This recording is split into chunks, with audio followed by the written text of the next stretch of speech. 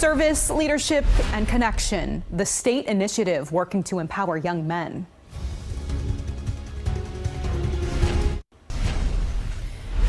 California leaders are trying to reach and empower young men through service, leadership, and connection. In September, Governor Gavin Newsom introduced the California Men's Service Challenge.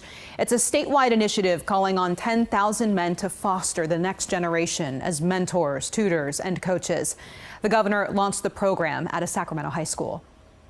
The announcement came days after the assassination of Turning Point founder and conservative political activist Charlie Kirk. He was the first guest on Governor Gavin Newsom's podcast in March.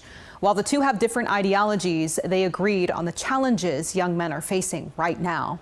They are the most alcohol addicted, most drug addicted, most suicidal, most depressed, most medicated generation in history. Right. And the message that was largely being fed to a lot of young people was lower your expectations. You're not going to have the same American dream that your parents would have. And we saw this as an opportunity, especially with young men.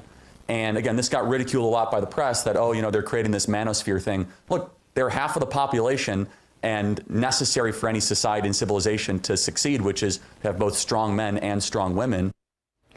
The governor's Office of Service and Community Engagement is driving the initiative for the Men's Service Challenge. Earlier this week, I spoke with Josh Fryday, who is California's Chief Service Officer. Here's our conversation. Josh, thank you so much for making time for us. Thank you, Ashley. Always fun to be here. It's been 3 months since you and the governor announced the Men's Service Challenge. How many signups have you had so far?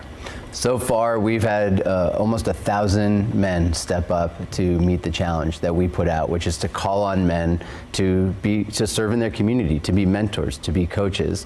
And we set out a goal of 10,000 men throughout the administration to help us meet this challenge that we have, this crisis really that we're facing with men in our society. So we feel very good about where we are. We've had over 200 organizations come to us and say, this is a real need. We desperately need men to serve in their community. And so we're also building partnerships throughout the state that we feel very good about. So we're off to a good start. Is 1,000 within the first 3 months? I mean, what you were expecting? Did you expect a little bit more, a little bit less?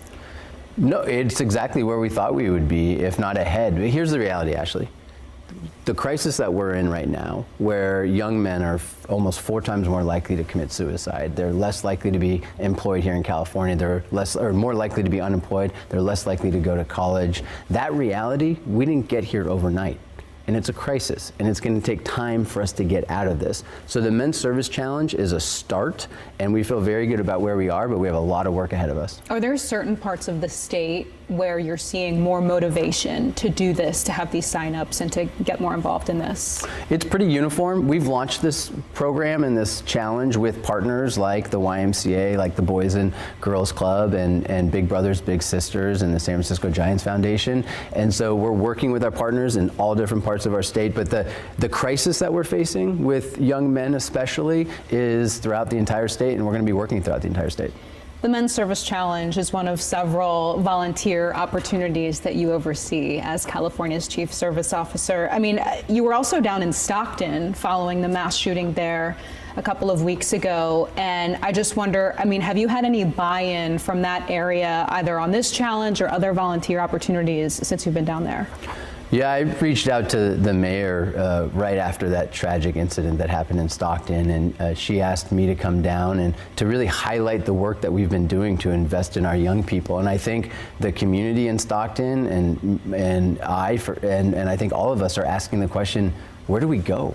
What do we do when we see this kind of violence? And the truth is we know that young people who are disconnected are 3 times more likely to be involved in violence. And we also know that when you have youth programs like the ones that we created that give young people the chance to serve in their community, be involved in their community, that violence reduces. So we've invested in the last 5 years over $25 million into Stockton, and we're investing throughout the entire state. And what mayors have said to me up and down the state is that the youth programs that we've created are some of the most important youth crime and homeless prevention programs that they have. So we've seen the impact of them, and we're going to keep investing them in a big way. And bringing it back to the Men's Service Challenge, I mean, are young people already right now being connected with those who've signed up?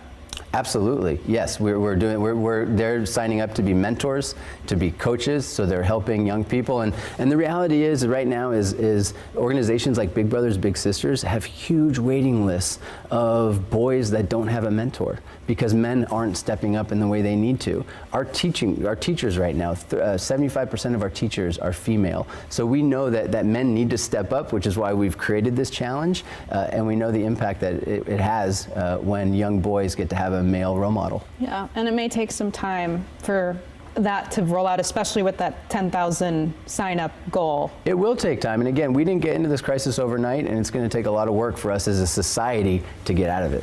Governor Newsom, though, terms out in about a year, and he did help create this arm that you oversee of Cal volunteers, and you yourself, we should acknowledge, you're running for lieutenant governor.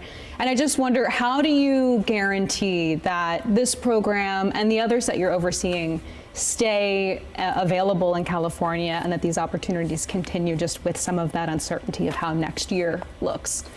Well, the California Service Corps that we created, now the largest service force in the entire country, bigger than the entire Peace Corps, has ongoing funding from the legislature. I think the legislature has seen the impact that these programs have, the impact to not only provide opportunity for our young people to help pay for college, but job pathways, the impact that they have as tutors and mentors to help people at our food banks and to help with our parks and taking climate action, but also the social benefit where we're actually bringing people together to solve problems in their community again. So we've seen the legislature step up in a big way to make sure these programs are funded ongoing, and I'm very confident because of how impactful they are that they're going to continue to have support. All right, Director Josh Fryday, we really appreciate your time. Thank you. Thank you.